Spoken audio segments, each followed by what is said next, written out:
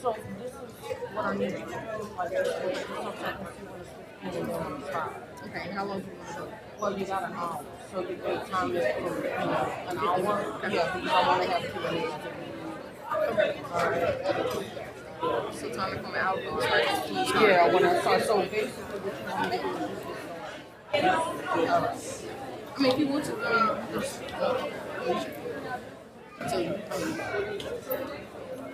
Hi. Do I need to know anything about the video? And She called and asked, and she was saying that she wanted it was facing the audience, but she wanted it facing, I guess, y'all. So I just. so what do I need to do? And as I speak, do I need to look somewhere? No, ma'am. Okay. It's faced on you. I believe the mic is on. That mic is on. Okay, so what if I don't want this on me? Do I have that choice? Like, can I turn it up? I don't want this on me. She stepped out. Hold on. Okay, all right. She stepped out right quick, Greg. Okay. She stepped out for a second. Yeah. Yeah, I'm good. All right, thank you. All right. I'm sorry. So you were saying if you wanted to turn this off? Well, yeah, like, do I need to have this monitor on? Because it's kind of distracting, to be honest. I would just turn it off. She had it on because she said that I guess She needs it on, Yeah, okay. so if y'all want to keep it on, that's fine. But she told me.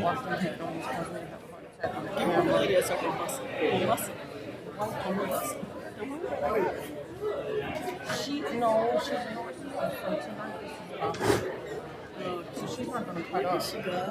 Come on, come on. So y'all good? Y'all Yeah. Okay.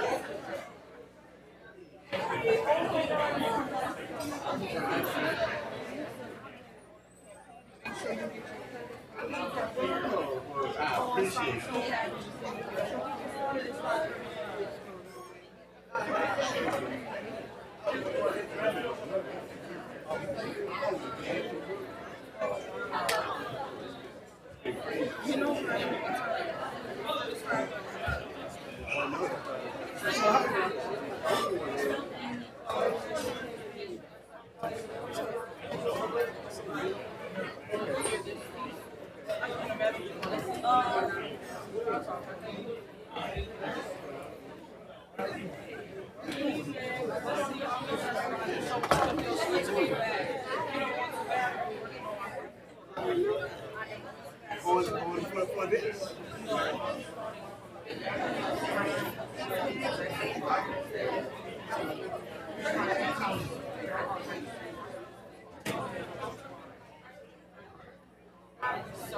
I'm glad you're doing this. I was actually thinking about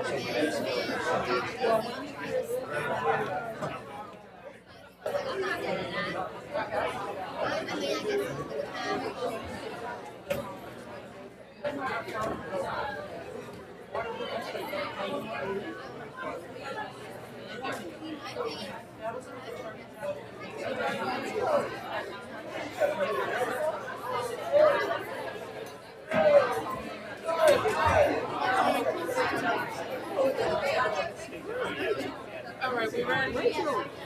Oh, yeah. Is Rachel gonna do something? Or? No, I told her that's not necessary. I mean, she can just thank everybody for coming, but let's get on this because I got 50 minutes to talk. Attention, everyone. Attention. We're going to get started here. I want to thank you all for coming out tonight to hear this very special presentation. I was going to introduce her, Rachel was going to introduce her, but Professor Bell says, that's not necessary. So she is a very punctual individual. For those of you who have had her in her class, she will absolutely put you out of her class. I've experienced that a couple of times in my 1L year. So without further ado, I present to you my good friend, my mentor, Professor Angela A. Allen Bell. I don't think I need it, but if I do, tell me. I'm going to try to forego the mic, and there's a reason for that, but if you can't hear me, just alert me and I'll tell you that I'll adjust it. But I have a policy when students come to my class, they have to be well prepared.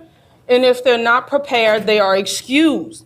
So I started to notice, like, at first nobody wants to be put out of class, but eventually it didn't cause a reaction. And they later said the reason why is because you're so loud that if we sit in the hall, we hear the whole lecture. So I'm just letting you know I have that tendency to be loud, but I honestly want to say that I am so humbled and so honored. And this would not have happened had it been on my wisdom. Because about 3 weeks ago, I was in the library and one of the students, Ms. Gentry, stopped me and asked me, would I be willing to come and do this talk? So I said to Ms. Gentry, I don't think Southern wants to hear from me anymore about non-unanimous juries. I have taught this to death. And she says, no, Professor Bell, you're wrong. Please do this for me. And those of you all who attend Southern, you know that we are that type of institution that when a student asks, we accommodate. So I am honored that I accepted the invitation because this is not only a passion, this is a commitment of mine, and this has been a research project that I have devoted the last 4 years of my life to. So what I'm going to do tonight is try my best to explain to you what I have learned about Louisiana's non-unanimous jury law, taking us all the way back from the 1800s to the present moment so we can appreciate the importance of where we are in terms of voting this November. Now, I want you to understand that whenever you talk about non-unanimous juries, there is a narrative. And the narrative goes something like this. Because the U.S. Supreme Court has declared this system legal, it must be just. It must not be harmless because it has the blessing of the United States Supreme Court. I submit to you as a lover of justice that whenever there is a narrative, you must always be on the journey to find the counter narrative. Because the narrative oftentimes conceals oppression and it conceals injustice. It is only when you deconstruct that narrative do you put justice on par with injustice. So what I want to do tonight is deconstruct the narrative, if you will allow. So I want to be sure we all understand what we mean when we talk about a non-unanimous jury. So let's start there. What we mean is we actually call 12 citizens out to jury service. They show up, they listen to what is presented to that jury, they go into the deliberations as a body of 12. They then make judgments based on a majority vote of as minimal number as 10 or 11. So what that means is that you can conceivably, out of the body of 12, have one or two people saying, I think there's reasonable doubt, and this system sanctions those dissenting voices from being ignored. So we have 12, but we make these rulings on as minimal number as 10 or even 11. Now, where does this apply? It does not apply to civil cases, so we're not having that conversation. There's a very different jury standard when it comes to civil cases. It does not apply to capital cases, meaning death penalty cases, because those cases also have a different standard. They require a unanimous vote of 12.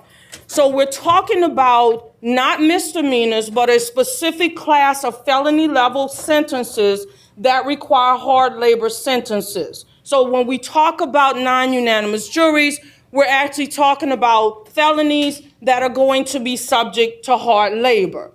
Now, does this exist anywhere else? If you are a defendant in the federal court system, the federal law allows you a jury of 12 and requires that all decisions be made on the unanimous vote of 12. That right is so preciously guarded in the federal system that you can't even waive it. In 48 other states, the same holds true. Louisiana and Oregon are the only two states of all of the states that allow the use of non-unanimous juries, okay? Now, the nomenclature, sometimes you will hear people call this non-unanimous juries. Sometimes you will hear that 10-2 jury language. Sometimes you'll hear 11-1. And then sometimes you'll even hear that less than unanimous. All of that means the same thing. So don't worry about the difference in nomenclature. It is, in fact, the non-unanimous jury system. Now let's talk about the authority for this. In Louisiana, the law appears in two places. It is in Louisiana's criminal code and it is in Louisiana's constitution. In the federal law, this appears in the form of the Sixth Amendment. Now, the Sixth Amendment offers a host of protections, and it's very essential that you appreciate the meaning of the Sixth Amendment as we explore this non-unanimous jury law. So one of the things the Sixth Amendment tells us is that an accused person has rights. Very important that you realize the Sixth Amendment does not apply to convicted people, does not apply to criminals. It applies to people who are innocent because we have a system that presumes innocence. Very, very important. Sixth Amendment tells us you have the right to know what you're being accused of. You have the right to ask questions of witnesses. You have the right to have your own witnesses. You have the right to have an attorney to represent you. You have the right to a speedy and a public trial. And then there's this last promise of this thing called an impartial jury under the Sixth Amendment. Now, the problem with that language is that it is so abstract that we don't know it when we see it.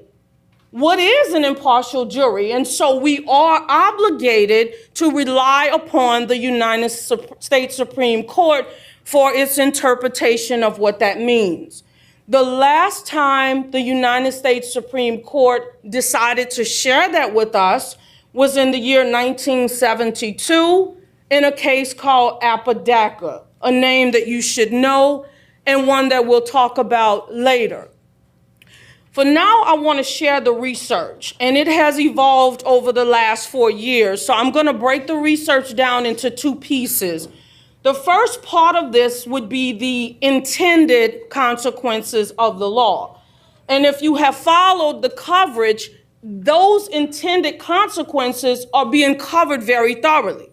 What is not being covered would be the unintended consequences that have nothing to do with race. So much of the discussion around this law, you keep hearing these racial themes. Certainly that is true. But that's not the worst part of this conversation. I wish it were, but it's not. This is a system that is bad for every citizen in the state of Louisiana. It does not matter your color, and we need to leave here understanding why. So now about the intended consequences. Why do we have this law? In order to have that conversation, we need to take a journey all the way back to the point that Louisiana was engaging in the business of slavery. So we're going to go back to the 1800s just for a second, and I want to talk to you about three aspects of slavery that you really need to understand, because as I learned slavery, I thought it was about people working for other people and not getting paid, but there's something a lot more complex to this system. So the first thing that I want you to think about when we talk about slavery is the scale of the system of slavery when it did exist. At the time we had slavery, we held 4 million human beings in slavery. And I want you to really appreciate this, because the word slavery a lot of times does not make you understand the harm that was done, but this is human trafficking. This is human trafficking of other individuals to the scale of 4 million people. When we talk about Louisiana in particular, we're talking about 330,000 individuals. This is a massive system, and if you can't appreciate what I'm telling you, you may want to think about the fact that LSU's Tiger Stadium holds 100,000 bodies. So we're talking about 3 times the seating capacity in LSU Tiger Stadium. That's the system that we had in the state of Louisiana. The second thing you need to understand about slavery was the fiscal dependence on the system, not only by Louisiana officials, because our entire economy was dependent on it, but by the federal government as well. It was the largest financial asset at the time. So there are a lot of people invested now in keeping this system called slavery. And then, of course, the last thing would be the motivation. It was the desire to have a caste system where you would have a social order. There would be people who were superiors and people who were inferiors. That was a part of this system. So now we need to look to the fact that we're in the year 1860 and this man named Abraham Lincoln is elected. And immediately he starts talking about abolishing slavery. And if you appreciate those 3 things that I just said to you, you know Louisiana is not going to acquiesce. So what does Louisiana do in 1861? They declare themselves a free and sovereign nation, and of course goes on record to pass an ordinance of secession to make the point that it will defend its precious system against the will of the federal government. So we're 2 years later, we now are in a civil war, and in the year 1863, Abraham Lincoln does something pretty bold for his time. He passes the Emancipation Proclamation, but it's problematic for a few reasons. One of which is it did not free every slave. That is something most of us were taught, and it is not factual. What it did do is free slaves that were not in Union-held territory, which means that most of Louisiana's slaves did not benefit from the Emancipation Proclamation.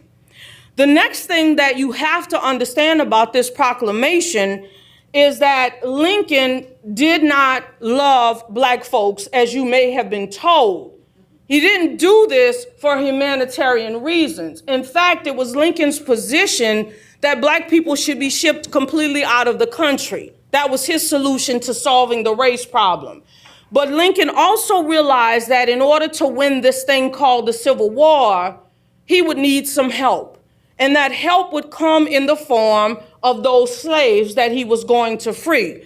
So I want to call your attention to some language in the Emancipation Proclamation that you must never forget.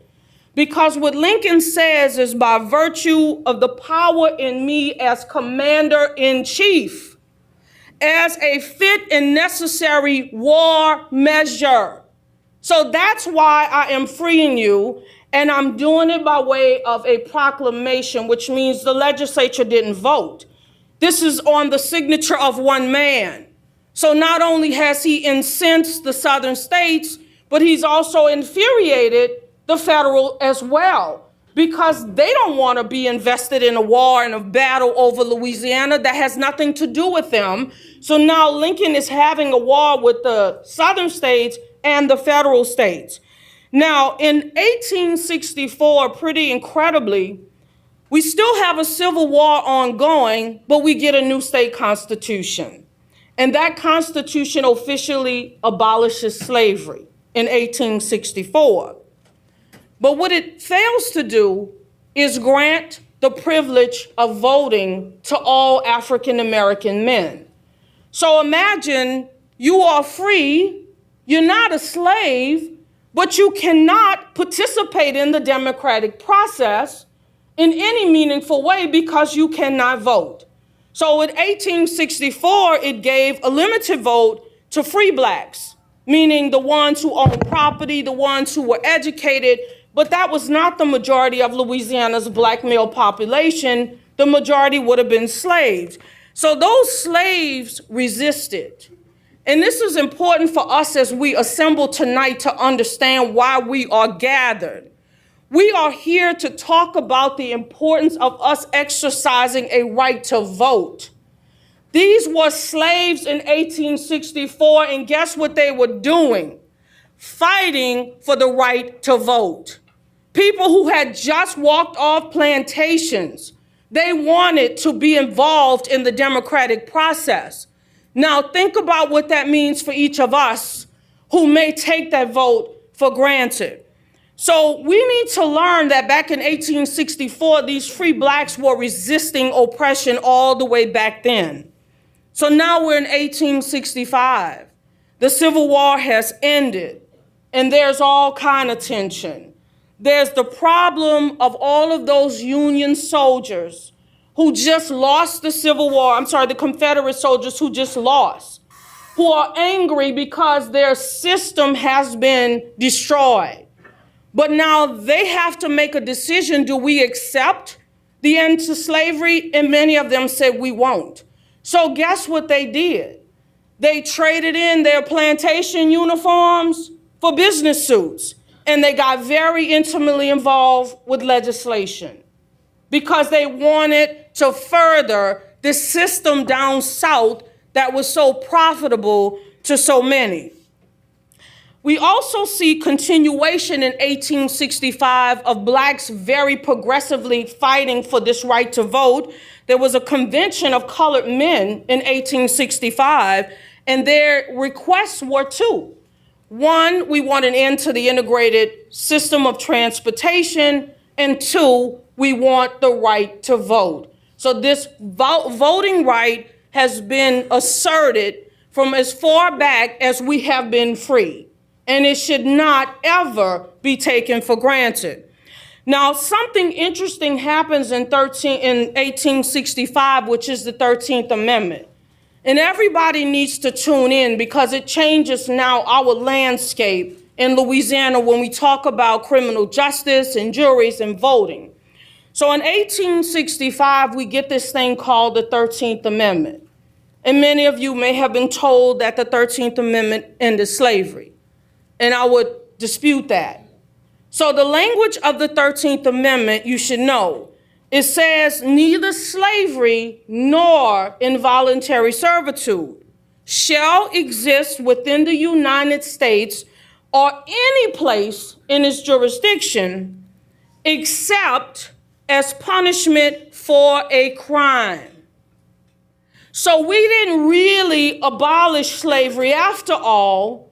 What we did do is in the concept of private individuals owning other individuals. So we just changed slavery to say that it can no longer exist in a private capacity, but if you are a convicted felon, certainly we can enslave you. And not long after, Louisiana goes into the business of convict leasing, which means that we will lease you out for free labor, and we will collect the checks after you complete the work. Now, this is very important because for a convict leasing system to work, what do you have to have? You have to have convicts. And so the way we did that is we changed the criminal laws. So we started making things that were small offenses, major offenses. We started attaching hard labor to everything.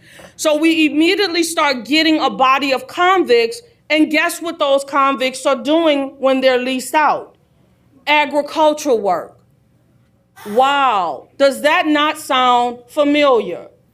Now, here's what's appalling about all of this, because when you talk about Louisiana's criminal justice system and convict leasing, you dare never have that conversation without talking about Major Samuel James. Because Major Samuel James was one of those Confederate soldiers that we talked about. He was one of those people that fought to keep a system of human trafficking.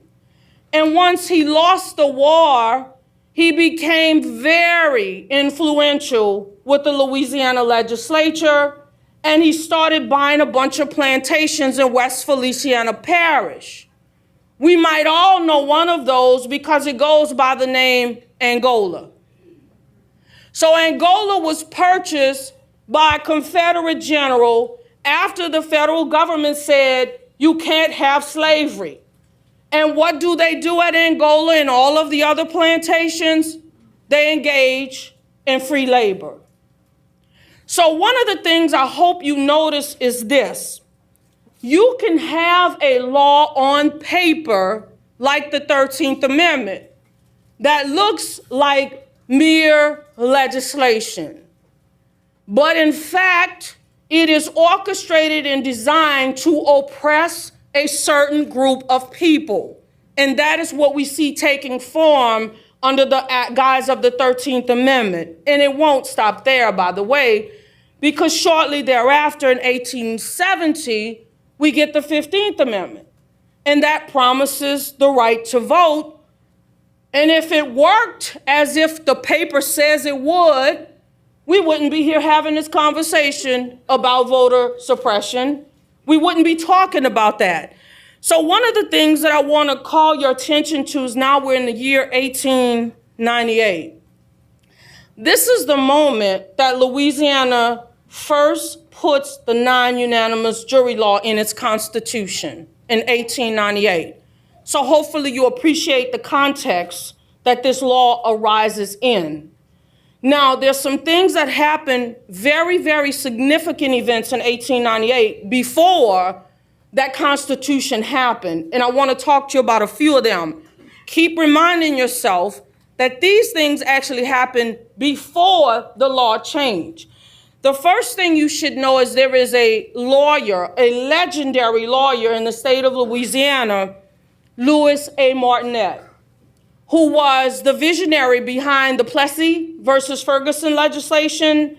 Martinet penned a letter in 1898 to the Attorney General of the United States, telling the Attorney General that I am witnessing a pattern in Louisiana where blacks are showing up for jury service and they're not allowed to sit on these juries. This is in 1898, before the law even changed. Martinet is pointing this out to the federal government, asking for help. Martinet continues in that letter that if you do not intervene in this Constitutional Convention of 1898, we are going to have large-scale voter suppression and the discrimination of blacks on juries. This is all recorded. Martinet warned them. I also found a letter that Booker T. Washington wrote in 1898, urging the Convention of 1898 to understand the danger of fashioning a voting scheme that would not give full protection to blacks as they would afford whites. Booker T. Washington urged them. But guess what they did? They didn't care. So they went public, these delegates of the 1898 convention, and they were so comfortable with their oppression that they actually put it in newspaper editorials. So I just want to share a few of these quotes with you from those newspaper editorials. Keep in mind, this is all before that Constitutional Convention.